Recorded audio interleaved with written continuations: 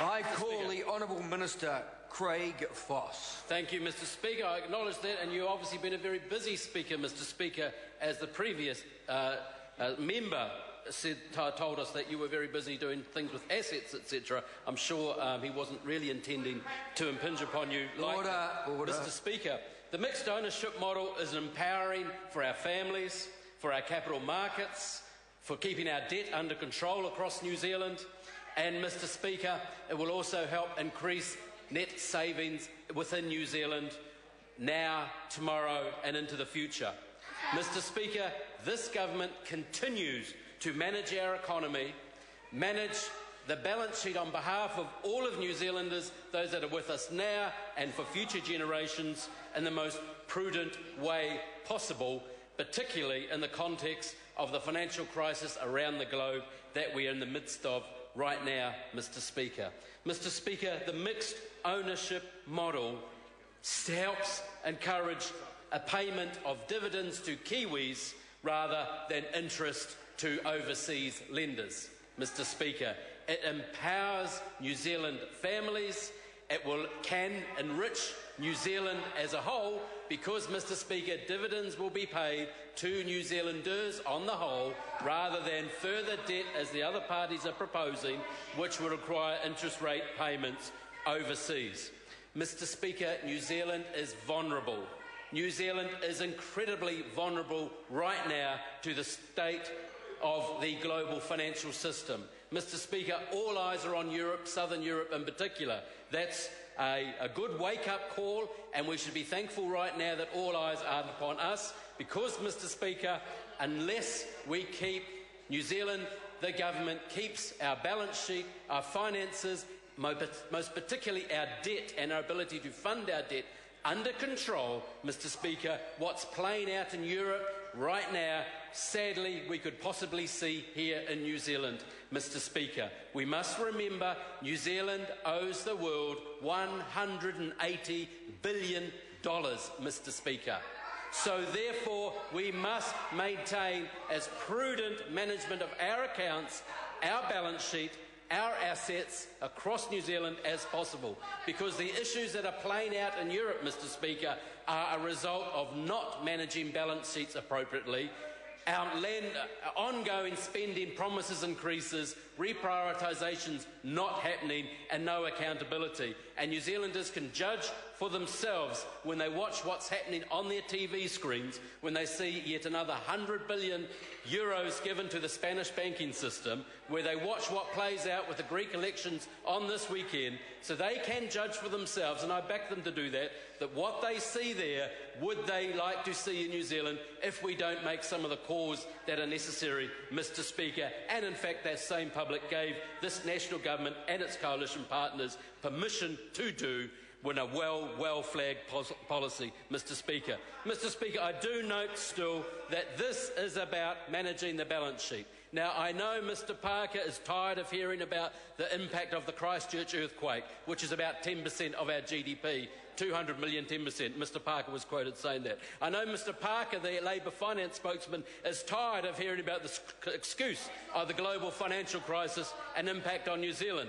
Well, Mr. Speaker, because New Zealand must pay and fund $180 billion of debt to the rest of the world, actually those who also funded the European situation are also keeping an eye on how things are going back here. So even though the Labour Party or Mr. Parker is tired of hearing about it, fact, we had a terrible, tragic earthquake socially, under humanitarian terms and economically from Christchurch. Fact, the global financial crisis has been with us for quite some time, and this government is still dealing with the remnants of the economy that we inherited, Mr. Speaker, wasn't particularly flash. Mr. Speaker, this proposal was flagged over 1 year ago.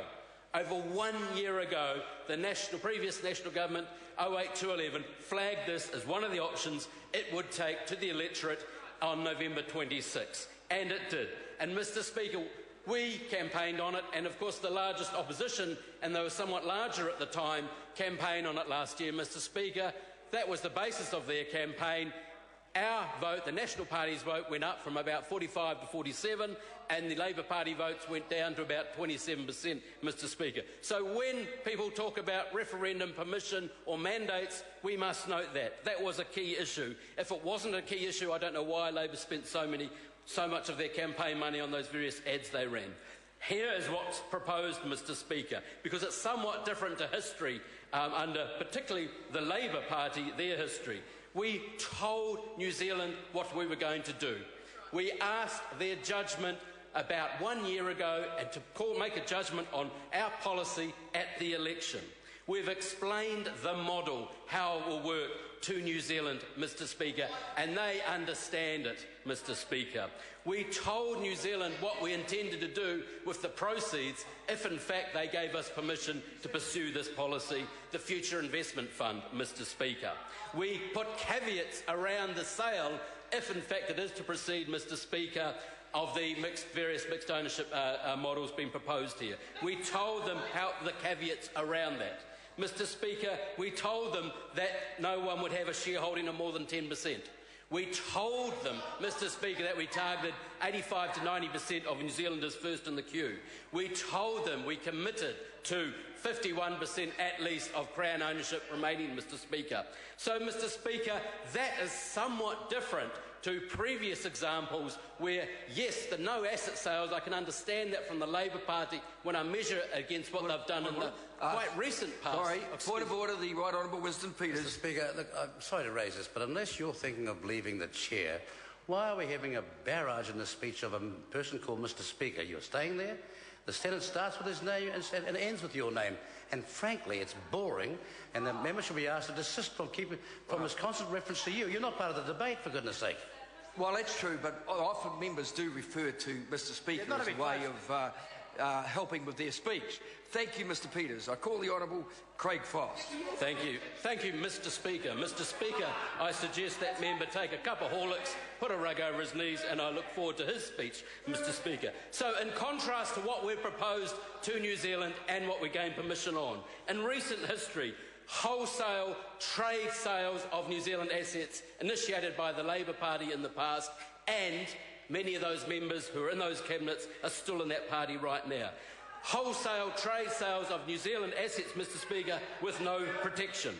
Wholesale mostly to offshore, Mr Speaker.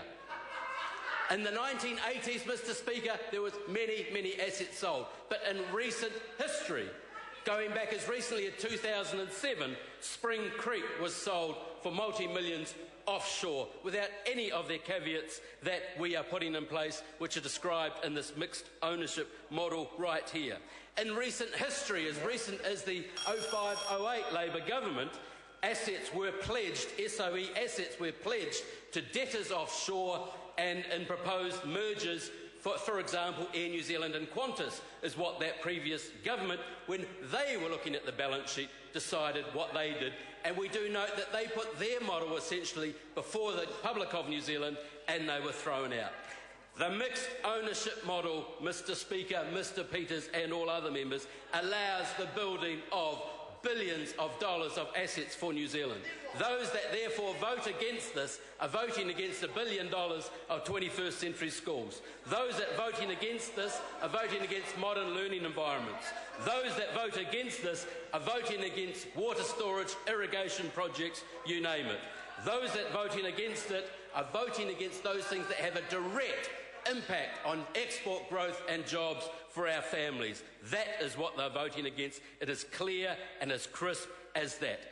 Keeping the New Zealand Crown balance sheet under control prudently as much as possible keeps interest rates down for our families, for their mortgages, keeps inflation down, and if members are wondering what the other side of that is, they just need to look at where interest rates were, where inflation was in 2006, 7 and 8 under the previous administration. There are some criticisms from the other side, Mr Speaker, very ill-informed. Confusion of dividend yield versus total return. confusion of one-off payments versus ongoing cash flows. So I'm sure other speakers will play those out and those particularly other issues. But if the members opposite are saying you should not sell something because it's profitable, therefore they're saying you should sell everything that is not profitable. So I'm interested to hear that members opposite want to put up Kiwi Rail, schools, police for sale, and given their history in this space, it wouldn't surprise me at all. Mr. Speaker, I call the Honourable David Parker. the first thing I'll say to the prior